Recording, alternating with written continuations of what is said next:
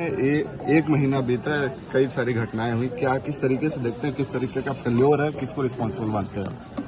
नहीं, जब जिस भी समाज में चाहे जिस जिले में अगर कोई घटनाएं आपराधिक हो रही हैं, और जैसा आप सब चूंकि ग्रामीण पत्रकारिता करने वाले और जमीन से जुड़े हुए पत्रकार हैं, तो चंदौली में तो लगातार हत्याएं हो रही हैं। इसी चकिया में एक और दलित समाज के युवा को गोली मार दी गई।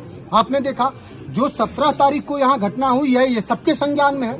ये घटना सिर्फ इसलिए नहीं हो रही है कि आपस में लोगों का विवाद है।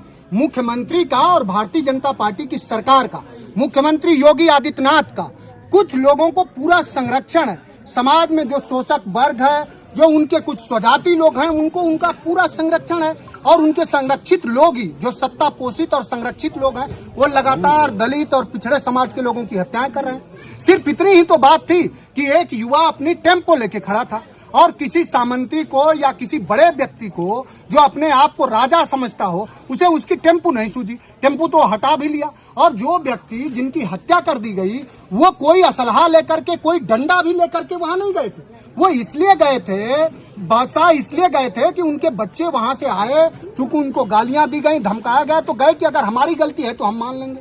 इसके बावजूद भी पुलिस नहीं आई और पहले से लोग घात लगा के बैठे हुए। किसी की अचानक हत्या नहीं करी जा सकती। मुझे जो सूचना है वो बहादुर व्यक्ति थे, वो गरीब व्यक्ति थे, एक बुनकर समाज से थे।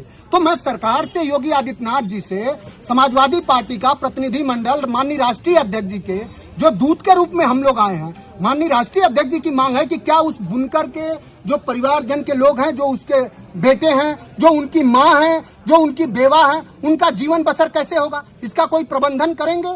क्या सिर्फ एक ही जाति वर्ग के लोगों को इनाम और एक ही जाति वर्ग के लोगों को सिर्फ शहीद होने पे उनकी जो कोष है वो खुलता है? तो उनसे गुजारिश होगी कि हम सबके मुख्यमंत्री हैं, इस परिवार को न्याय मिले। और समाजवादी पार्टी की मांग है कि इनके घर में कम से कम किसी एक युवा को सरकार रोजगार दे और पीड़ित परिवार को कम से कम ये उत्तर प्रदेश की सरकार 25 लाख रुपए दे।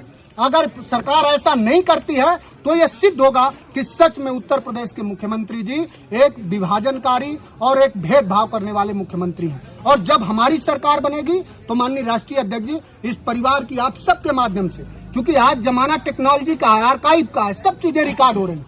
जब हमारी सरकार बनेगी तो बादशाह खान के परिवार के लोगों को पूरी आर्थिक सुरक्षा दी जाएगी और उनको ये सुनिश्चित किया जाएगा कि उनके बच्चों का जीवन यापन सकुशल हो।